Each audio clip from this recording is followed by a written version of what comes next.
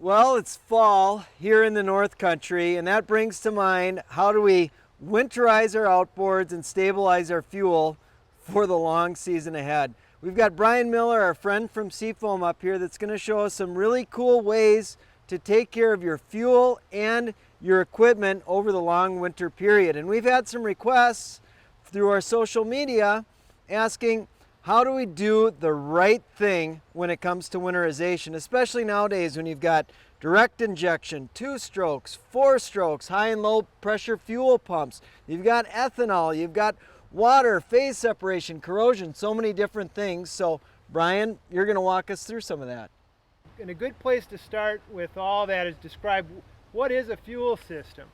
An easy way to think about your fuel system is really everywhere fuel needs to travel. You start here at the receptacle, then into the tank that's underneath the floor on this boat, then through the hoses, through the splash well. The next area we want to treat is the intake and combustion environment, all the way through the exhaust. A fuel treatment must be able to lubricate in order to protect from corrosion and dry out, all the way past the cylinders. Okay, now Brian, there's really 2 things you want to consider when winterizing your boat. First is the fuel tank, and then secondly is the engine. Will you expand on those elements a little bit? Yeah, let's look at the fuel tank. The reason why we treat the fuel tank is we're going to help the fuel resist oxidation. Oxidation is the formation of gum and varnish, and that's where most engine problems start. Oxidized fuel is unstable fuel, and that's where the term stabilization comes from. Okay, and now we want to get to the powerhouse here, and we've got stable fuel, but we want to lubricate and protect that as well.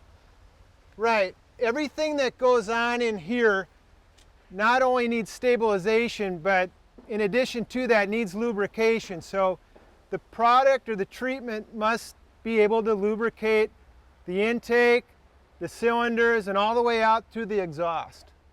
Okay, Brian, so I'm a do-it-yourself guy, especially with small engines at home. I put Seafoam in the fuel tank, I'll spray Seafoam spray into the carburetor or into the intake, and then I'll lubricate the plug holes at the end of the season, whether it's summer or winter, for long-term storage. But with this new 4-stroke, what's the minimum that I could get away with to put this thing away for the winter and feel confident it's going to start in the spring and I'll be able to sleep at night?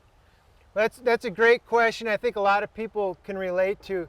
You can be confident by putting, adding Seafoam motor treatment to your fuel tank is going to cover everything. Fill the tank with fresh fuel, add the right ratios of Seafoam, and know that you're going to be able to protect that fuel from evaporation. You're going to lubricate your entire fuel system, including the engine, all the way through the exhaust stroke. And another important thing is Seafoam preserves the fuel's flash point. That's why Seafoam's so famous for being able, add to an engine and be able to start the next spring. So if I just add the right amount of Seafoam to the gas tank, top it off, run that treated fuel through the engine for a little bit, I'll be good to go in the spring. You'll be good to go in the spring. You can sleep all winter long knowing your boat's okay. Perfect. Good deal. Let's pause here to do a quick review of why to winterize a fuel system. Remember, we treat our tanks to help the fuel resist oxidation, to resist evaporation, and to preserve the light ignition vapors or flash point. Petroleum-based products that add lubricity to fuel will also protect the engine from dry out and corrosion. In addition to treating the fuel tank, Brian showed us 3 ways to winterize any engine's top end.